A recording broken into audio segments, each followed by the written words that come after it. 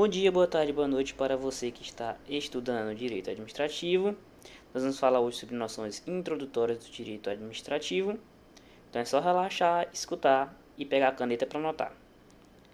Começando, nós vamos diferenciar o direito interno do direito internacional. Vamos começar definindo o direito.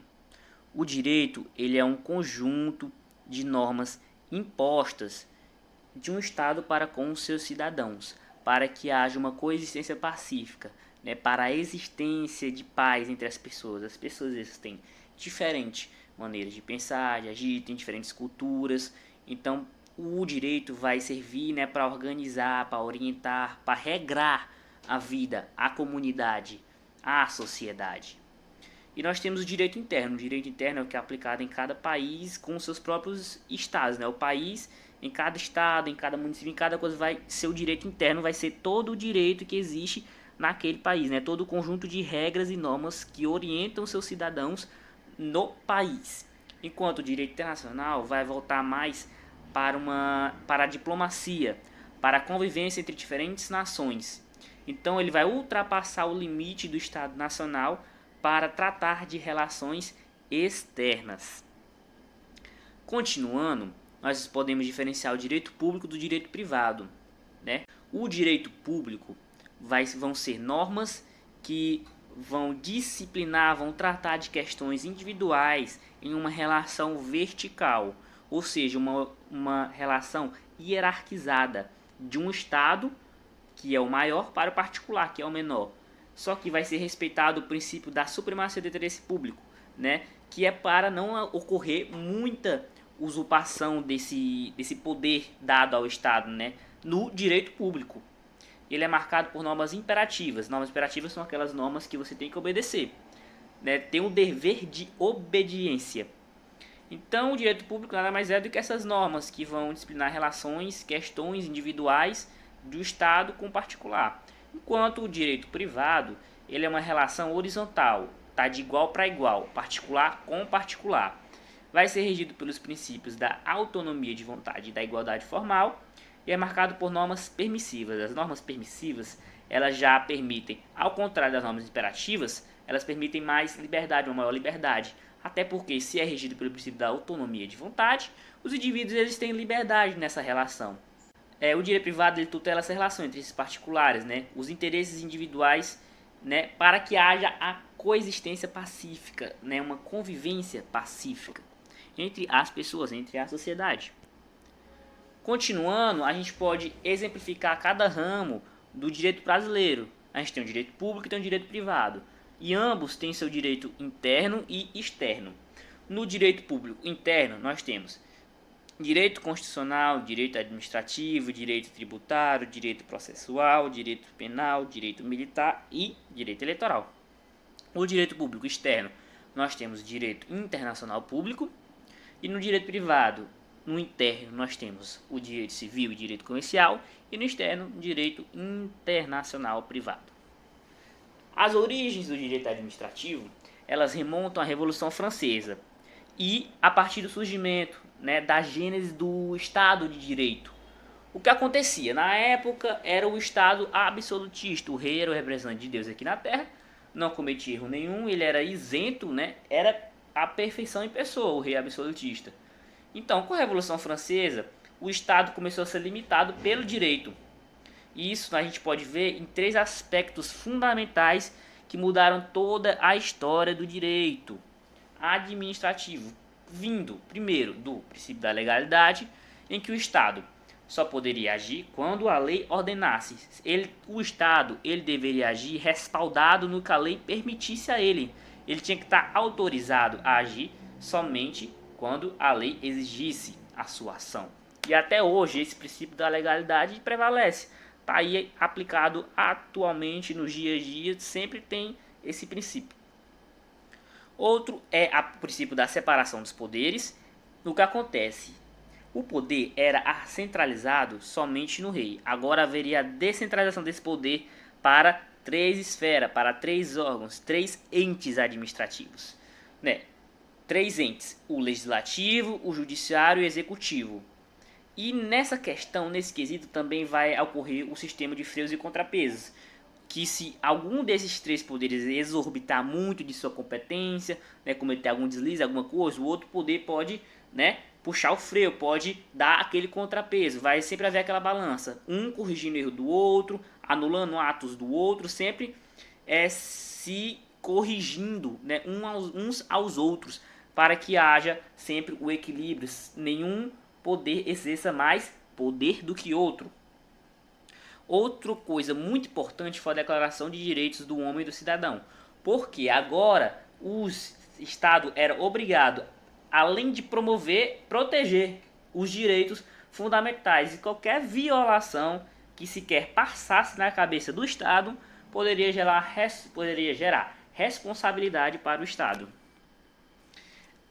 Continuando sobre as origens, a gente tem a Certidão de Nascimento do Direito Administrativo, que é a Lei 28, lá de 1800.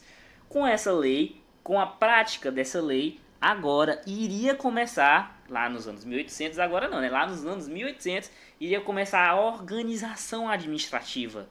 Toda a organização ia começar, ia dar os seus primeiros passos de acordo com essa lei. Essa lei também foi responsável por criar um Conselho de Estado, que era um órgão consultivo e um órgão que também tinha a competência de julgar litígios, de definir litígios. Né? A questão da apelação também já começou a ser aplicado, né? Os recursos, julgamento de recursos. Então, essa Lei 28 é a marca da certidão de nascimento, digamos assim, né? Por isso que está entre aspas aí no material. O julgamento do caso Blanco em 1873, para a doutrina, é quando realmente começa, quando o bicho vai pegar, quando o direito administrativo vai nascer, né? É o marco inicial. O que aconteceu nesse caso Blanco? Uma menina, ao passar em frente a uma fábrica de processamento de tabaco, ela foi atropelada, foi ferida e acabou tendo sua perna amputada por os funcionários, né? 4 funcionários que conduziam um vagonete. Então, esse vagonete ele era de uma empresa estatal, né, de manufatura de tabaco. O pai dessa menina foi via judicial, né, exigir, né, seus direitos, exigir, né, uma indenização, uma responsabilização.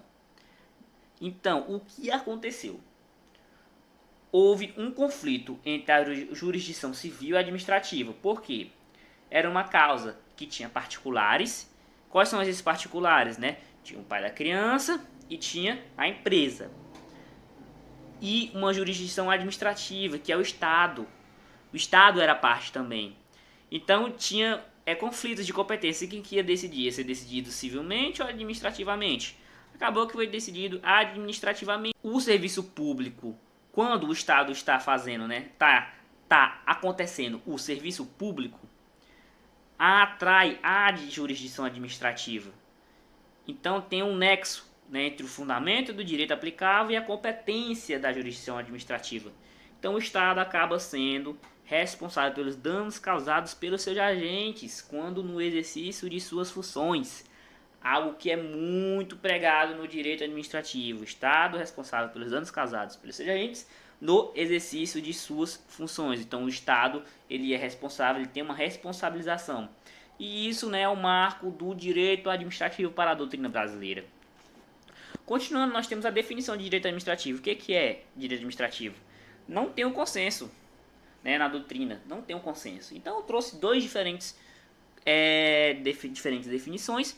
Uma de Rafael Oliveira, outra de Fernanda.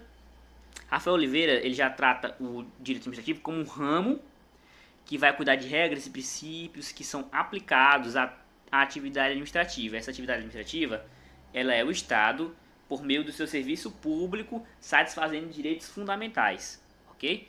Então, o direito administrativo ele vai cuidar dessa atividade administrativa. Né? Ele vai regrar e vai ter os princípios, vai dizer os princípios que são aplicáveis a essa atividade administrativa. Enquanto isso, Fernanda ela já entende que é um ramo do direito público interno que vai buscar duas coisas. Vai buscar a coletividade e o interesse público. É uma definição já mais simples do direito administrativo. Agora vamos falar um pouco sobre as teorias e critérios que mais caem em concursos públicos. Nós temos 4 teorias e critérios. A teoria exegética ou legalista da escola francesa, critério residual ou negativo, critério teleológico, critério da administração pública que é adotado pelo Brasil. A teoria exegética ou legalista da escola francesa, ela compilava leis, reunia as leis já existentes, detalhe para o já existente, viu? Detalhe, já existente, e interpretava de acordo com o que era decidido nos tribunais administrativos, que é a jurisprudência. Então, pegava as leis e interpretava com base na jurisprudência. O direito administrativo ele é tratado nessa teoria como um direito positivo, conforme Cretella Júnior. É um sinônimo, eles são sinônimos, direito administrativo e direito positivo. O direito positivo nada mais é do que o direito em sua própria forma, em sua essência. É a aplicação do direito na sociedade, o regramento do direito na sociedade. Essa teoria ela não dá valor à aplicação dos princípios, ela vai se valer somente de leis e regulamentos administrativos. E ela não foi adotada aqui no Brasilzão, não foi. Já o critério residual ou negativo, o direito administrativo, ele não está nem aí para a atividade legislativa e nem aí com a atividade jurisdicional. Então, o que não for atividade legislativa e atividade jurisdicional é o direito administrativo. Ele é um critério por exclusão. O que não for atividade legislativa e atividade jurisdicional é direito administrativo. Critério por exclusão. Então, o direito administrativo ele tem por objetivo atividades que realizam fins estatais, finalidades estatais, compromissos do Estado, excluído a legislação e a jurisdição. Então esse é o sentido negativo, Você vai excluir de todas as atividades do Estado a legislação e a jurisdição. Ok, então continuando, critério teleológico. Quando você vê teleológico, você já lembra de uma coisa: finalidade. Finalidade. Por quê? Para esse critério, o direito administrativo é um conjunto de princípios e regras que vão orientar toda a atividade realizada pelo Estado para o cumprimento, a realização de seus fins. Ele é um critério que ele é defendido pelo Oswaldo Aranha Bandeira de Mello. Okay? Então, bem simplesinho, bem bacana. Por fim, nós temos o critério da administração pública. Esse critério já é adotado pela Constituição Federal Brasileira de 1988. Esse critério também bem simples, bem bacana, fácil para finalizar aqui a aula. Ele é um ramo, ele vai entender o direito administrativo como um ramo do direito que tem como objeto de estudo, a administração pública. Ou seja, todas as regras, normas, princípios que vão orientar toda a organização e funcionamento da administração pública, são da área do direito administrativo. Vai estudar tudo isso, o direito administrativo vai estudar isso, O funcionamento da organização da administração pública, todas as regras, princípios e normas. Ok? Então, por aqui encerro a aula de hoje. Até o próximo vídeo.